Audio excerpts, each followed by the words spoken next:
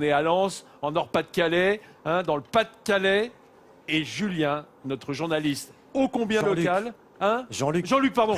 Julien, c'est lui. Julien, c'est lui. Non, mais ça y est, moi, je suis tourneboulé par cette nouvelle que l'on fait du vin blanc dans le Pas-de-Calais.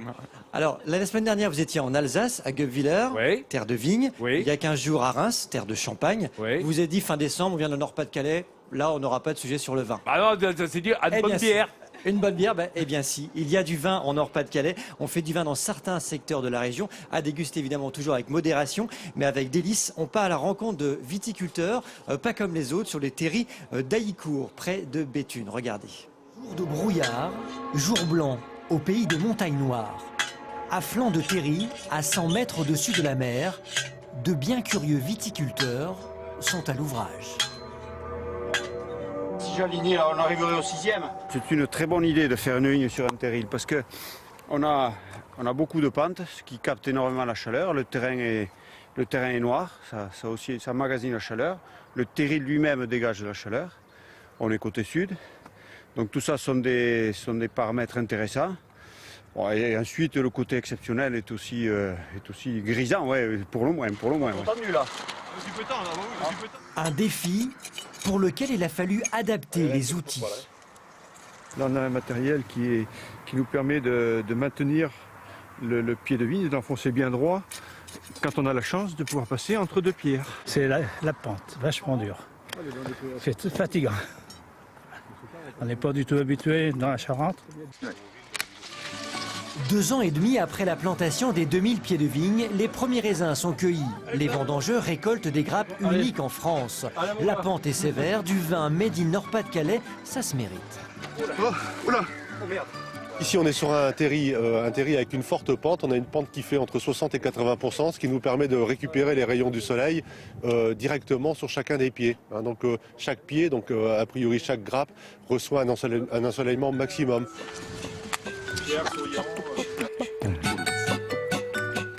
Je ne m'attendais pas à ce résultat, honnêtement je ne m'attendais pas. Mais là je prends confiance et je me dis qu'ici, le terril, la face sud du terril a une vocation viticole, même si le climat a priori n'y fait pas penser. Ouais. Du seau à la cave, 150 bouteilles seront produites pour le premier millésime 2013, le double l'année suivante. D'un cépage de chardonnay, le vin s'appellera le charbonnet, en hommage au charbon. Petite dégustation en avant-première. Ah, ça c'est parfumé ça.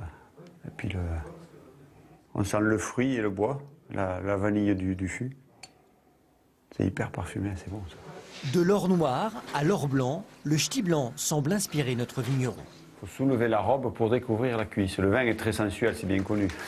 Vous avez vu cette belle robe, Vincent? C'est magnifique. Ouais. Jean-Luc, je peux me permettre de te dire quand même que c'est un peu fallacieux, après la signature des accords de la COP21, de trouver des avantages au réchauffement climatique. Hein. C'est vrai que ça peut avoir une conséquence. C'est un petit peu cynique quand même. Hein. Conséquences un peu négatives, mais au moins il y aura du bon vin dans le Nord-Pas-de-Calais. C'est sous l'impulsion de l'association Deux Bis et Terre Tous. C'est vraiment intéressant à regarder leur cheminement. En 150 bouteilles en 2013, il y aura 400 cette année. Et le millésime de cette année devrait être mis en bouteille le 20 janvier. Et les deux viticulteurs qui sont installés en Charente viendront évidemment à la mi-janvier vers le 20 pour mettre en bouteille ce nectar. Vincent. Quoi, les gars, ils viennent de Charente avec leur tracteur pour récolter ici? Ouais, ils mettent un peu de temps, mais ils vont venir ici. Ça va bloquer un petit peu la nationale. Comment vous dire hein, vous mettez pas derrière le tracteur. Merci Jean-Luc. Voilà, donc le 20 janvier, je vous invite à venir pour la mise en bouteille.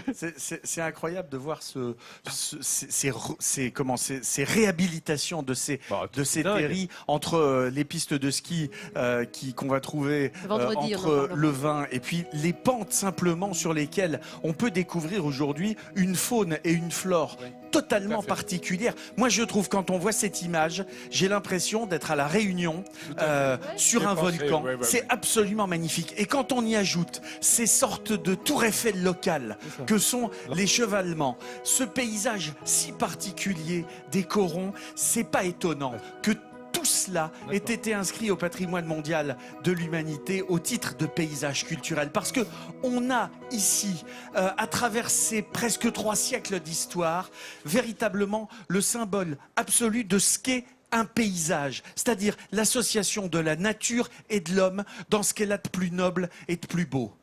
Et surtout avec la vigne, notamment Jean Seb, bravo Jean Seb. Et Là, on a aussi un grand jardinier, c'est Alain Bougrain-Dubourg, puisque lui, il plante les arbres du climat.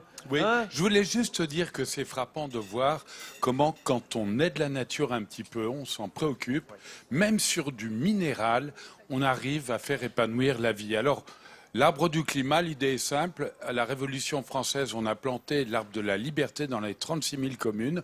On espère que la COP21, qui s'est finalement bien déroulée, donnera l'occasion de faire une révolution pour la planète et on propose de planter l'arbre du climat dans les 36 000 communes. Alors je lance un appel. J'espère que dans le Pas-de-Calais, on pourra planter plein d'arbres du climat. On en est actuellement à 20 000. Il faut faire monter le score.